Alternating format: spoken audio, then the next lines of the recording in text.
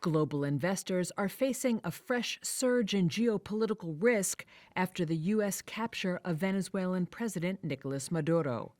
President Donald Trump said the U.S. would take control of the oil-producing nation, while Maduro is in New York to face drug trafficking charges. Just hours after his capture, Trump said American oil companies were prepared to spend billions of dollars to restore Venezuela's crude production. The oil companies are going to go in, they're going to spend money. That could potentially bring oil prices lower and provide a tailwind for riskier assets such as stocks. But Karsten Brzeski, chief economist at ING, said any near-term upside for markets should be weighed against what is likely to be more uncertainty down the road. In the shorter term, I expect financial markets to react with some kind of relief. Especially oil markets should react with lower prices. But in the longer run, what happened over the weekend is another example of the big geopolitical shift we're currently in.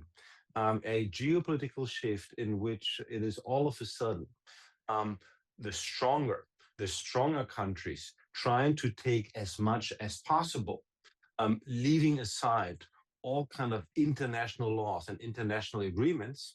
And this geopolitical shift to a world which will be dominated by the US and China, on the other hand, is something that will keep financial markets busy for a long while. U.S. and global stocks ended 2025 near record highs, having notched double-digit gains in a tumultuous year dominated by tariff wars, central bank policy, and simmering geopolitical tensions. But safe haven gold also rose the most in 46 years to record highs.